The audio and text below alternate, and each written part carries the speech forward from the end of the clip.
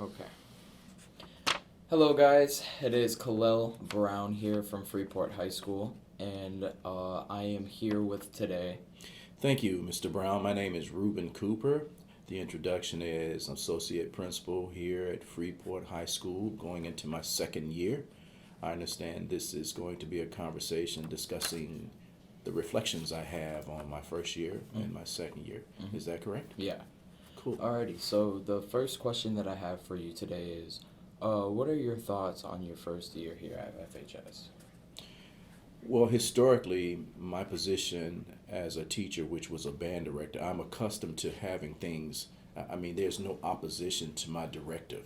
What I mean by that, if I say, hey, we're going to go to the right, then everybody's going to the right. I don't need to have any opposition to my directive. Right. And I think coming into a new environment when I was given directives or instructions or suggestions to students, students would kind of look and say, who's this guy think he is? Well, I'm the assistant principal, and that's my role. So if I say, let's move along to class, I mean, I don't think that there should be no opposition to that. Yeah. Why? Because I'm the assistant principal. And Yeah. reflecting on that, I would say it's better this year. So it's like that in any relationship. People have to get to know who you are. And if I may reflect on things, how things used to be, and we don't want to do that, but just so that the people know, when you get a directive from your teacher, your parents, um, any authoritative figure, your coach or whatever, it's what they say. I Yeah. mean, I mean, it's not like if I say you're late, let's get to class on time. I don't need you to look back at me and like, who do you think you're talking to? No, I'm talking to you. Yeah. And it's a little different today. So it took me some time to get accustomed to that, but I'm happy to say it's much better this year. Yeah. That's good. That's good. How is FHS different than RPS? First of all, there are not as many students. We don't have as many students as any of the schools in RPS. And now I would say it's probably a little bit more diverse.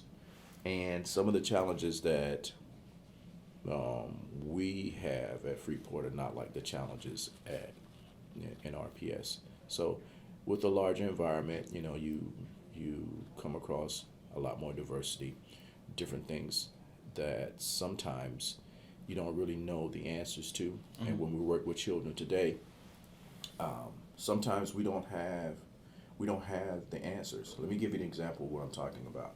So you can see that a student is in need of something. You know, whether they wear the same clothes every day, whether they go to the lunchroom and they don't get a chance to eat or whatever. So we kind of have to look at something like that and say, hey, can I reach out and help this kid? And the challenges in larger school districts, you're always going to have those challenges, and it's going to be a bigger environment to deal with. And that's the difference. If you're asking me to reflect, I mean, the larger environment brings on more challenges. Most of the schools in Rockford they're 2,000 students. By contrast, we started the year with I think like 1,100 students, and now we're down to like 992. So Man, I love how honest you are and how open-minded you are on these questions, man. I sure. really do appreciate Thank you, thank you. it. What are your goals this year at FHS? Well, I started out. I have identified several students who are not, how you say, on track. That's what it is. They're not on track to graduate on time. So it started out as me identifying two students, two males, and it ended up I have about like 25 students that I'm trying to help achieve on-track status, and that means they're not passing some of their classes, or they have attendance rates that are not going to help them stay on track. It's not going to help them graduate. And what I like to do is the dilemma in working with children today is that sometimes, and I'm stereotyping a little bit, sometimes they don't, I don't know, they don't believe what you say, or sometimes they don't listen. Yeah. And in our world today, our world is highly competitive. Oh, yeah. Okay, so if you don't meet the mark now in school, and then you wait until you get older, get out into the real world, and you look back and say, "I wish I had," it's too late. It's too late. I wish I had, and you're just gonna be behind, and it's Oh, gonna yeah. be that much more of a challenge to to live a happy life, and that's all we want students to do, Yeah. to live a good life. Yeah. And sadly for some, they're going to get to that point, and it's going to be like, I wish I had that, or I want that. You can't get it, so I'm going to try to take it, whether it be I'm going to steal it or whatever.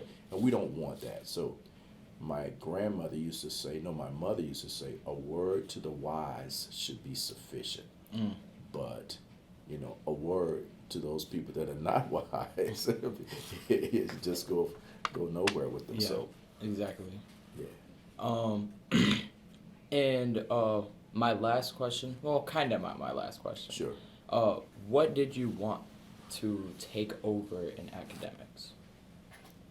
What did I want to take over? Could you clarify just a little bit more? I really don't know because Miss Kleindale wrote down that question. Okay, what do I want to take over in academics? Yeah, she recommended this. Sure. question. So if I think I hear you, what I like to see is I like to see an environment of students that respects and recognizes the value of education. And it's more so today than at any other time probably in history. Because if you don't have any technological skills, if you don't have an education, it's almost impossible to live a good life, especially in some of the larger cities where the cost of living is like really high. I mean some places, rent is like $2,500. Oh, yeah. $3,000. Yeah. You cannot pay $2,500, $3,000 a month on a minimum wage job. No, you're gonna be homeless. Yeah. And there are in some large cities, there are people that have jobs that are homeless. And we don't want students. I don't. This is me speaking. I don't want students to have to experience that. Right. And say, hey, I wish I had listened. Exactly. So Yeah. I had good parents. Both of my parents supported me, and I was probably like some students. When there were PTA meetings or their band parents meetings or whatever, I never told my parents, ever. I didn't give them any pamphlets, but they found out. My dad was like president of the PTA. My mom was the booster president. So they got all the information. And today, I'm thankful for it. Right. I'm thankful for it. That's I good. really appreciate it. That's good. And now, what is your favorite meal at Culver's?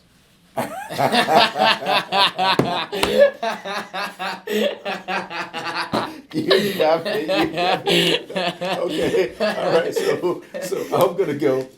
So I'm gonna say, I like French fries. So French fries goes with everything. Okay. All right. I'm gonna say cheeseburger, fry, and but I like the fish too. The fish, the yeah. cod.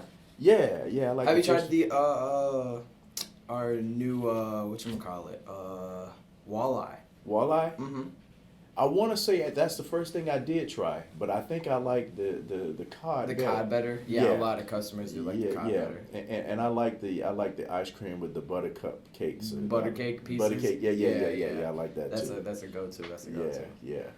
All right. Well, that's all I have for you today, Mr. Cooper. Is there anything else that you would like to say before we end this little podcast or whatever? Well, I would like say to thank call you it? for selecting me, Mr. Brown. It's been a pleasure talking with you. Oh, I yeah, no remember you problem. from last year, and I will say that I've always thought very highly of you, and I'd like to continue to be the example for you. And if you have any other questions, I'm happy to answer them, and keep doing what you're doing. Keep up the great work. All right. Thank you. Appreciate it.